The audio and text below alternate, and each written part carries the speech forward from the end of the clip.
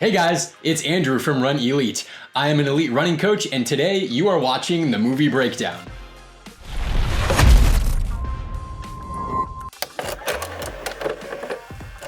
This is a historically accurate movie that is so good. It's called Running Brave. Now, Running Brave is the story of Billy Mills, an unknown runner who was a Native American and back in the 60s. And, he lived on the reserve and he ran. He was a pretty good runner, but he was certainly not world class. And what happens at the end of his career is one of the greatest moments in track and field history. So let's look a little bit about the story of Billy Mills. Now, they have him played by an actor, what's his name? Robbie Benson. And he's a good actor. He does a great job portraying this. This movie is well acted. It's well put together. And you're going to learn something historic about a great runner who you may have never heard of before.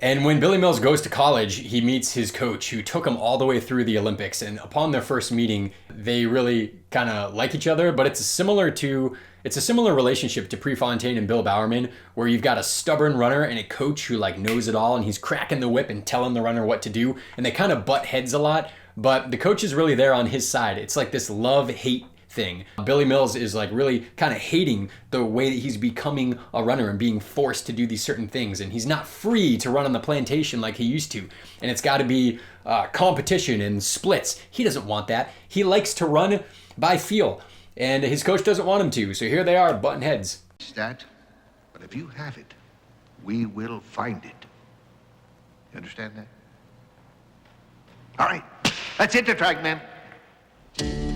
And the first workout of the season, Billy Mills is having a great time. You can see him smiling and just having a grand old time, just out there with the wind in his hair. And he doesn't get it. The other guys on the team, they're trying to crush him. They're like these NCAA athletes. And they're trying to beat him. They're making fun of him. And this is really where the coach intervenes for the first time. And he tells him, Billy, come here. Basically, you're not being an athlete.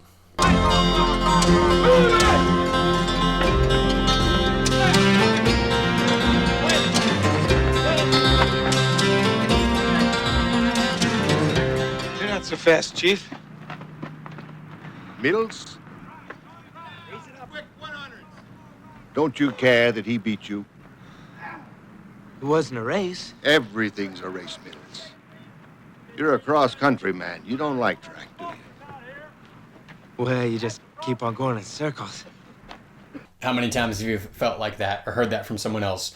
You run, I just can't stand going in circles and circles. So Billy Mills really isn't a seasoned track runner at this point. Let's go all the way forward to what he does at the end. Billy Mills makes it to the Olympics in 1964 at Tokyo. Track could be a little bit slow. However, it will not affect Ron Clark of Australia because he is the favorite in this event. He will be given a serious challenge from Gamoudi of Tunisia and Wolde of Ethiopia, plus the American, Jerry Lindgren, if his ankle can hold up. So you can hear this is historically accurate as well. When Billy Mills got to the Olympics, they gave out these Adidas Olympic issued shoes, and they only gave them to, it was something like 15 or 20 of the men who were in contention to maybe possibly podium. And Billy Mills got there and he asked for his shoes. And they said, oh, no, not for you. You don't get the shoes. They didn't say it necessarily like that, but they told him he was not a contender. And literally what they said was, these shoes are reserved for potential medal winners. And they didn't give him the shoes. So Billy Mills is unheard of, and you can hear the commentary on the former Olympic champion, the world record holder, Ron Clark, Mohamed Gamoudi. And when they get to the Americans, they mention Jerry Lindgren, who's a fantastic runner, but they don't even mention Billy Mills' name.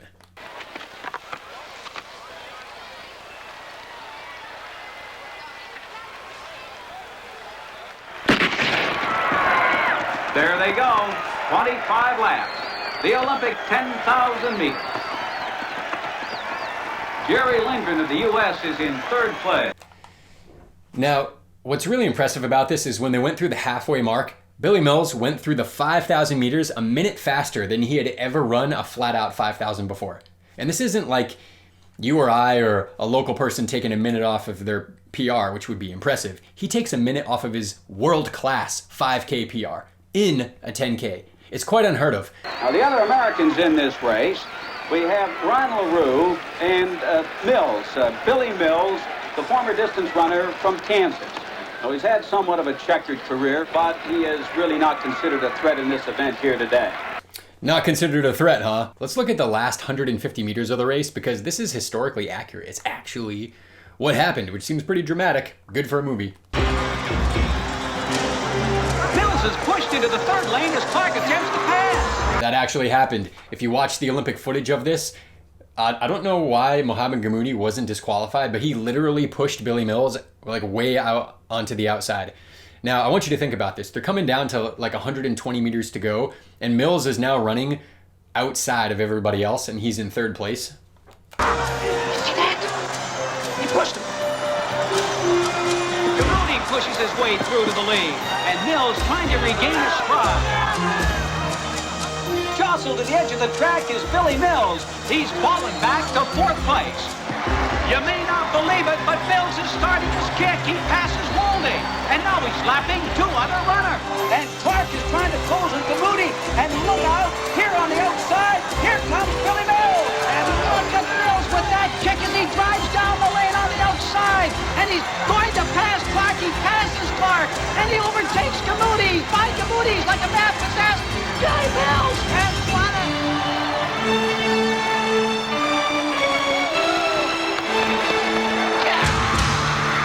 What a scene! Oh my god, what a story. Billy Mills won in what was considered the greatest upset in Olympic history. I still think to this day that that is one of the greatest Olympic races, and so we're not even watching the Olympic race, we're watching the movie of it. But the movie gives you all of the background, all of the story, and it's so cool. So I definitely recommend getting that movie. It's called Running Brave.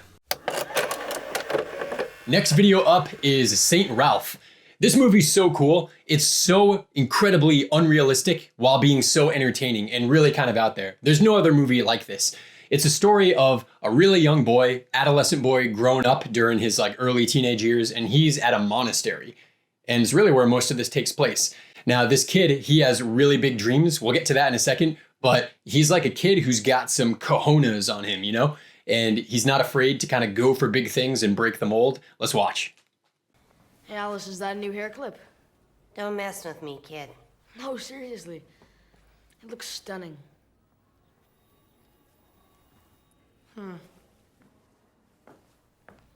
So we've got Catherine Zellweger there. She's really the only A-list person I think in this movie, but you know, he's like kind of flirting with her as like a little kid. It's pretty badass. Did you conquer the world today, my Mr. Walker? I've got a date with Claire next Friday. I like that girl. So he's pretty humble and he's just kind of trying to find himself. But what happens as the movie goes on is he sets a really big goal for himself with running. Now, for getting into so many shenanigans, he gets punished. And the punishment is for him to go out for the cross-country team. He doesn't want to be there. He doesn't know that he's any good at it. And when he shows up, he says, no way am I going to get into this. I'm just here for punishment. You're not joining the cross-country team, are you? Of course I'm not joining. I was conscripted. Why do you guys run? I mean, what's the point? So his first practice, very underwhelming, but he gets better. And there's a girl that he really likes, and so he's trying to impress her, and so the training montage begins. And we see this in movies like Rocky, where he just play the music and they just work out really hard. Well, he's working out in order to escape kind of a difficult life and impress a girl and do bold and difficult things. And it's kind of a fun scene, because how often do you see a kid doing this in a movie?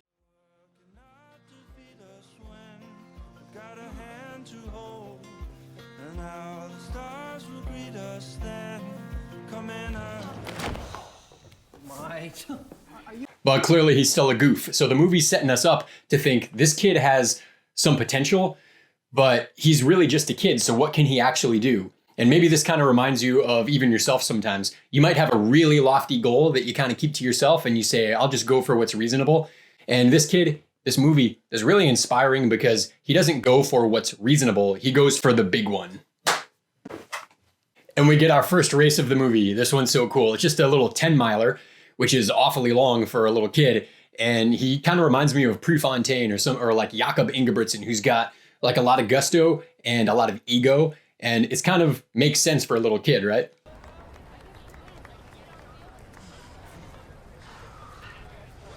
Don't tell me you're planning on running the whole race.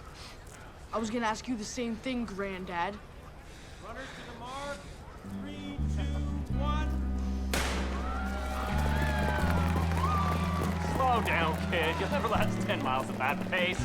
There's only one way to find out. And he pulls the classic thing that we do as early runners is we just go out super fast and we blow up because we don't know that we're going out super fast. And just like with, I think of like Jerry Lindgren or even Prefontaine, but especially Jerry Lindgren, who went out at world record pace for most of his races and then blew up, but sometimes held on and even set a world record. This kid, he's got that kind of energy of just like, I'm going to go for it and you're not going to tell me otherwise. Who's that kid? Never seen him before. And after getting his butt kicked, he decides that he's going to take this super serious, and now he's in full beast mode. So he has the leader, the pastor, join him as his coach. Now this dude is like his mentor. And again, it reminds me of Rocky, where Rocky's got the coach who's like, faster, faster, you know? And now he's like super committed. And that's a really good lesson. He's got big dreams. Nobody can hold him back. And now he's fully committed and he's training really hard.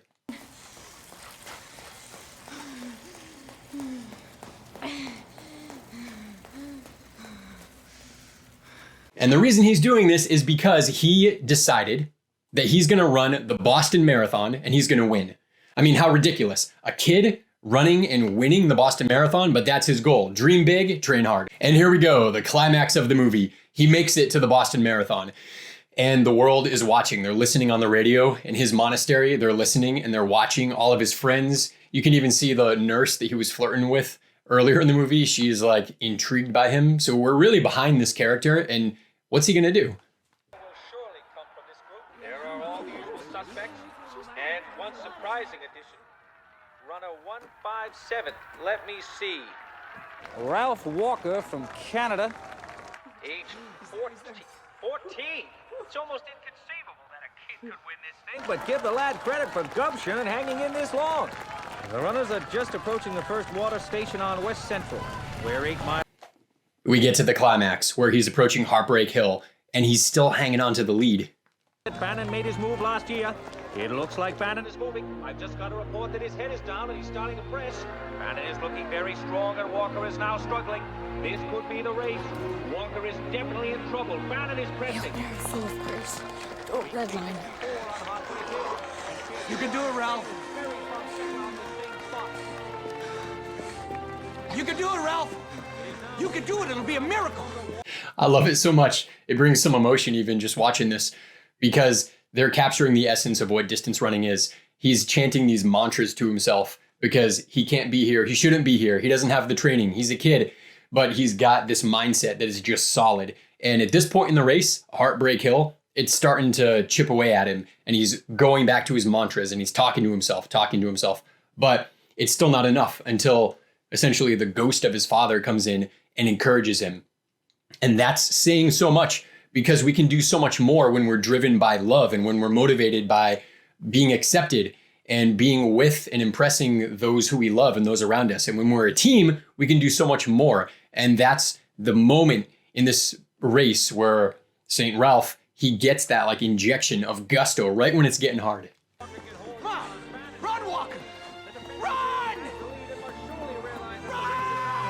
5 yards clear of Walker, now 10. Walker's marathon looks to be over. He can't have anything left at this point. Wait, it appears that Walker's not quite finished. Incredibly, he's coming back. Folks, I can't believe it. Walker's with Bannon again, and now they're through the hills. Holy moly, end of the race. What's going to happen? This really reminds me of Rocky Balboa.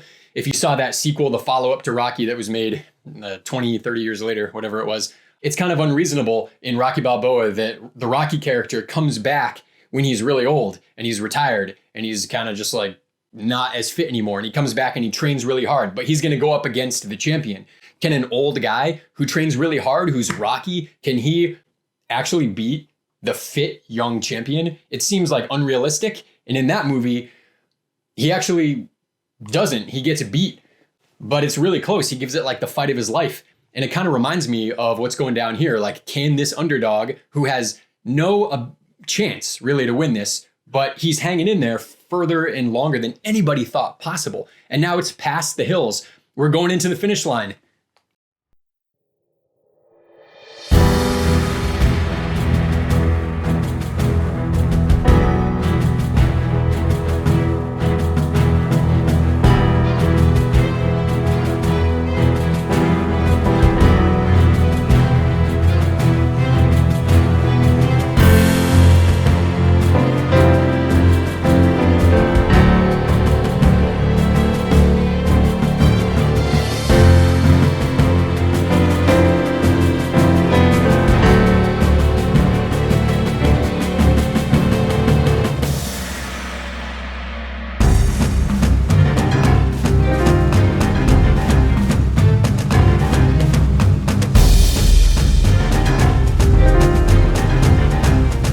Wow, what a way to end a movie. This one I highly recommend watching.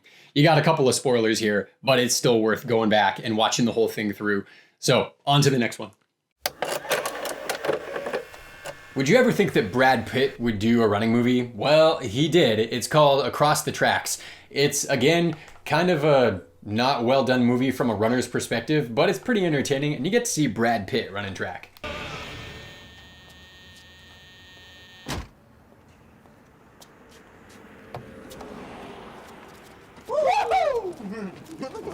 So kind of like one of our other movies here, Across the Tracks starts with a story of loss and crime and a broken character.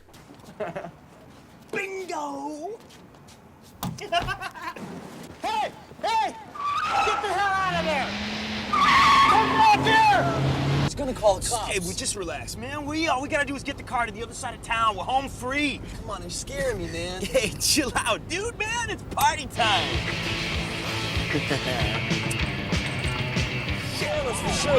Man, just chill. What am I gonna do with this, man? Just dump it. Get rid of it. All right, it's gone.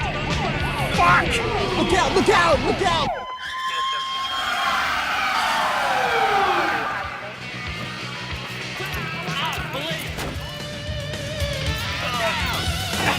All right, I'm clean. All right.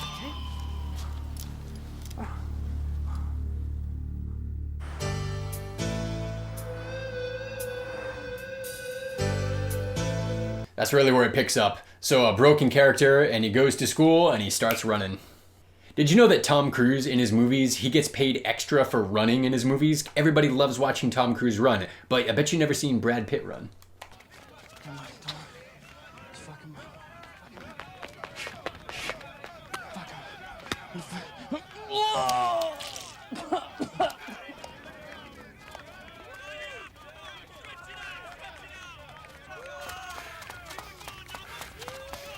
I gotta say, watching Brad Pitt run here, he actually looks like a pretty good runner. His head's back a little bit, and a really top-notch runner, you wouldn't really see that, but they're running at like full speed here. These guys, they look good. His form looks like pretty good considering he's not an elite runner. It's better than most.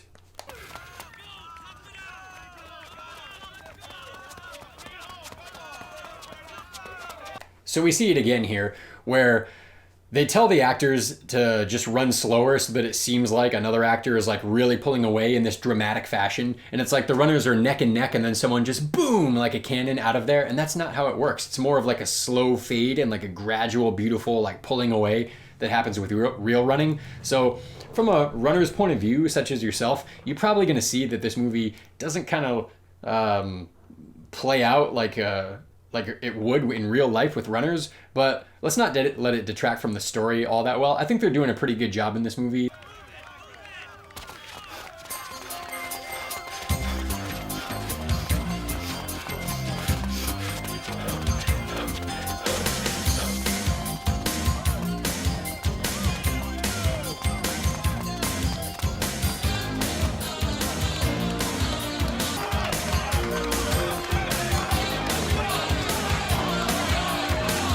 I I gotta say that the realism of this is actually getting pretty good. It's pretty spot on. Earlier in that clip, it's not very believable, but all these guys are running at top speed. You can just kind of tell. And the way that they're filming it, it must be difficult, right? Because these guys can't keep these paces up for lap after lap, so they're having to cut and restart and cut and restart and not start the footage again at like a different place on the track. They're doing a great job. Except for some reason they put the finish line in the middle of the track, which I've never seen a track like that. Maybe they used to exist back ago, but you know, the start finish line is at the top of the straightaway. And so not made by a runner. I think someone who's not a runner might assume that like the middle of the straightaway is the split. And you see this on treadmills sometimes. When you put on the screen on the treadmill, it shows your laps. It starts you in like the middle of a straightaway, which is not realistic at all. I feel like they could have done a better job with the research or just have like a runner on the team to kind of catch this. It's so obvious, right? But other than that, they're doing a great job. These guys, they can at least run and they look good running. And so Brad Pitt's character is kind of like the hero, the fast guy, and he's training with the troubled kid that we saw at the beginning of the movie. What? Why? Why? Billy, he was an asshole. He was an asshole, a drunk. He was... Would you shut up, man? Come on, don't talk about Dad like that. I suppose you think that he was sober when he hit the light pole, right? Yeah, so it's kind of just like the dramatic unfolding of these two characters trying to become better through each other, and they live together and they train together. And we really have the splitting of a storyline of like two different runners trying to get better and better. They're brothers too, so they're competing with each other. And then at the end of the race, Brad Pitt has always been the winner. He's always been the star. And then as the two characters kind of like battle their own development, we get to see what happens at the end of the movie. Let's take a look.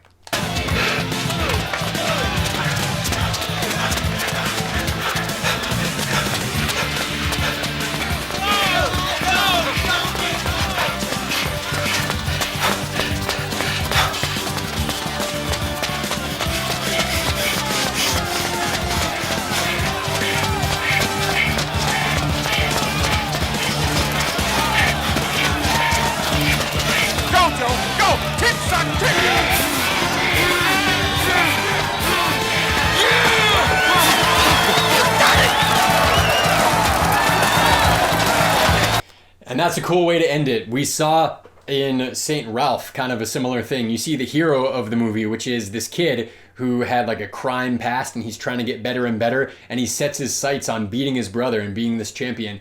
And when it comes down to it at the end, the better runner won. And that happens. It happens to us, it happens to me, it happens to you, that when you get into this race, you might have these high hopes, and it's who you become in the process. So this movie's really cool because it takes this kid who's like a degenerate, and he grows into a much better version of himself, despite at the culmination of the movie not winning the race. And I think that's just realistic sometimes. The guy who had the more consistency in his training and who had a more positive attitude and who kind of was the mentor, he actually ended up winning. And that's mostly what we see. But the story just highlights to us that it's not about what happens at the end of the race, it's who you become in the process. And I love movies like that. So great job across the tracks.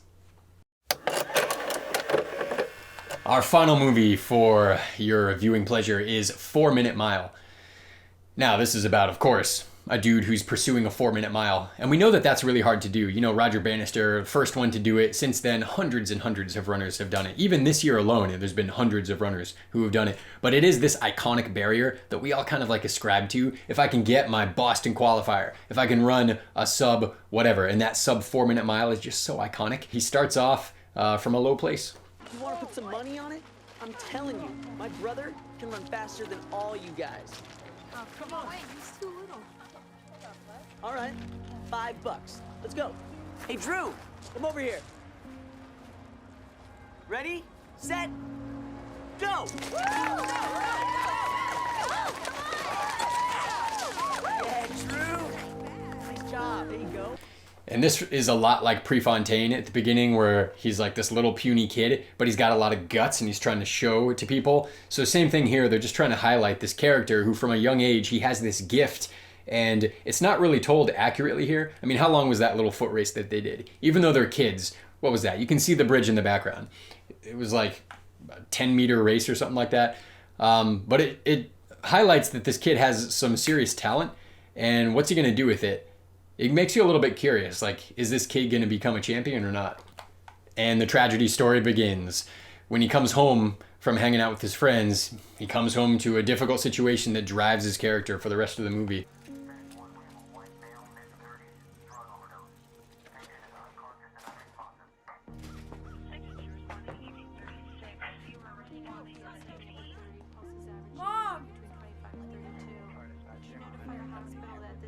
And so we begin with a pain story. It's just like that 1 Mile to You. Same thing. Young kid, pain, loss, and he's going to use it to try to drive himself to get better. And it's almost like a lift, like a copy of like one movie to the other, just told through a different lens. And we get to see him all grown up now and out there training, but not training with the team. Notice he's just training out in the hood, basically, with a hoodie on. He's kind of a recluse.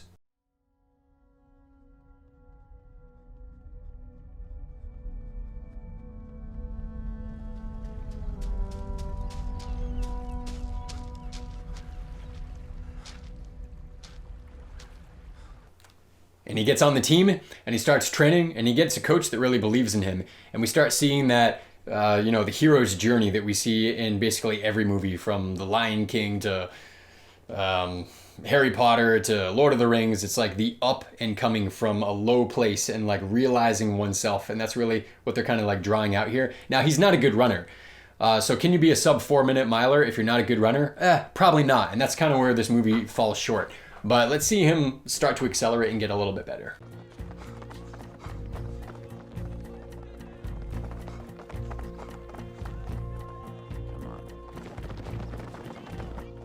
Come on.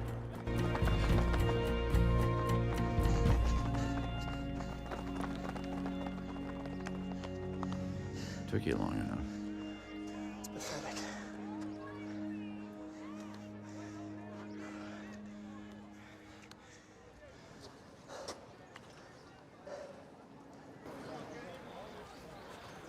You can't be Whitehall at 400. So he's not very good, but he's going to try to get better. And you get to see him turn into a broken character, and with his coach just like turn into this more charismatic, happier person, where he's now actually, instead of running away from pain, he's actually going towards the thing that he wants. And that's kind of like the transition of the movie, where he starts going for that sub 4 minute mile. Will you do this with me? I still want to break 4 minutes. Hey, you don't need me. I'm asking for your help. You bet. You bet. And let the training montages ensue, as they do in basically every Hollywood movie. No more riding in cars for you, son.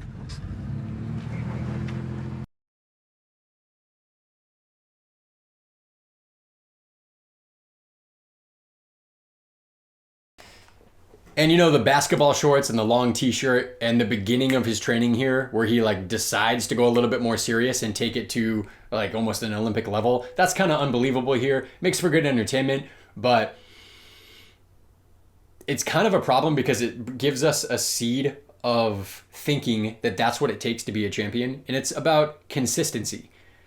Consistency with your diet, with your training, with your mindset, not these big swings of like feeling low and then inspiration and then underperforming and then training super hard. It's about consistency over time and becoming better and better so you don't get injured and things like that.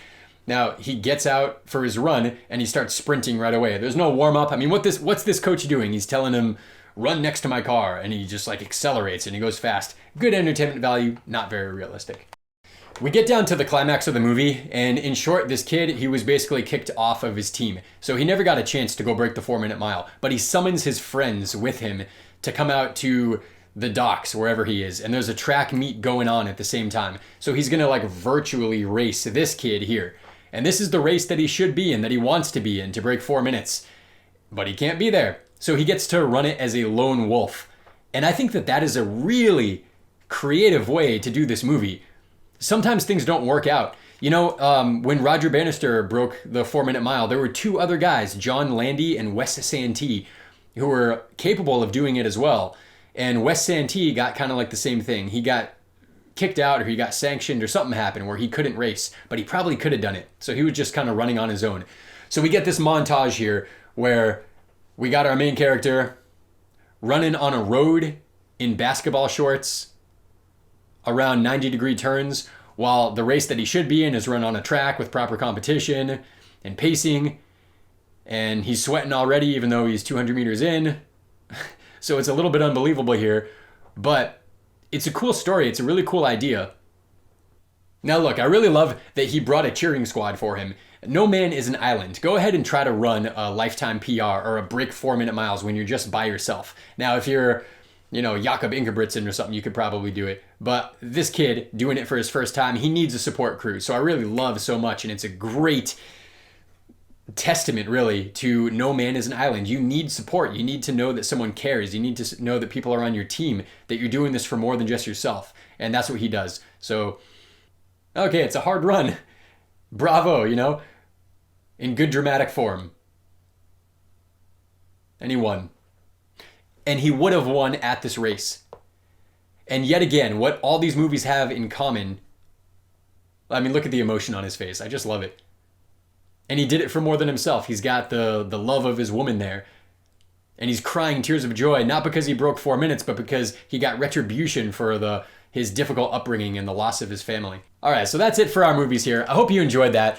Notice that a lot of these movies, they tell a similar story because it really resonates with us. It's we've had a difficult life, Haile Gebrselassie and 1 Mile to You and 4-Minute Mile and Prefontaine. It's like they're the underachiever, Running Brave. They basically all have that same message. Through consistent training, through proper coaching, through sharing your journey with loved ones, you're gonna get an outcome that is probably pretty desirable. I hope you enjoyed this movie breakdown. This has been Andrew Snow with Run Elite. If you liked this video, give it a like, give it a comment, give it a thumbs up. We'll see you on the next one. Consider subscribing. It does help a channel like us. We'll see you. Take care. Happy running.